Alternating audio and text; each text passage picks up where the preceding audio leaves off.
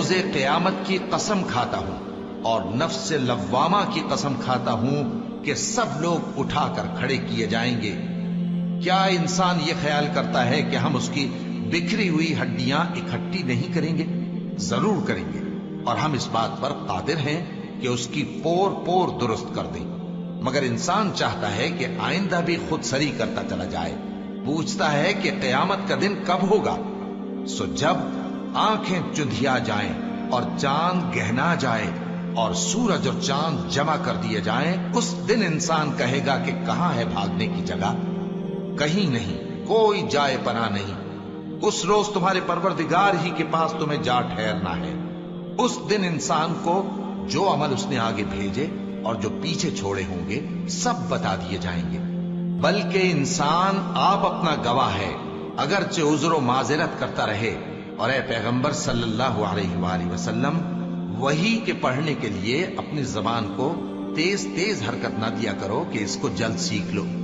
اس کا جمع کرنا اور پڑھانا ہمارے ذمے ہے۔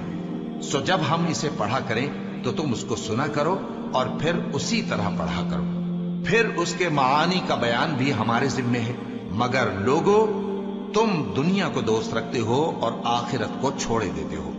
اس روز بعض چہرے رونق دار ہوں گے، اپنے پروردگار کی طرف نظر کیے ہوئے ہوں گے، اور بہت سے چہرے اس دن اداس ہوں گے، خیال کریں گے کہ ان کے ساتھ کمر توڑ معاملہ کیا جائے گا۔ ہاں، جب جان گلے تک پہنچ جائے اور لوگ کہنے لگیں اس وقت کون جھاڑ پھونک کرنے والا ہے، اور اس جاں بلب نے سمجھا کہ اب جدائی کا وقت ہے اور پنڈلی سے پنڈلی لپٹ جائے، اس دن تجھ کو اپنے پروردگار کی طرف کھینچے چلے چلنا ہے۔ پھر ایسے مغرور نے نہ تو پیغمبر صلی اللہ علیہ وآلہ وسلم کو سچا جانا اور نہ نماز پڑھی، لیکن جھٹلایا اور منہ پھیر لیا، پھر اپنے گھر والوں کے پاس اکڑتا ہوا چل دیا۔ خرابی ہے تیری، خرابی پر خرابی ہے، پھر خرابی ہے تیری، خرابی پر خرابی ہے۔ کیا انسان یہ خیال کرتا ہے کہ اسے یوں ہی چھوڑ دیا جائے گا؟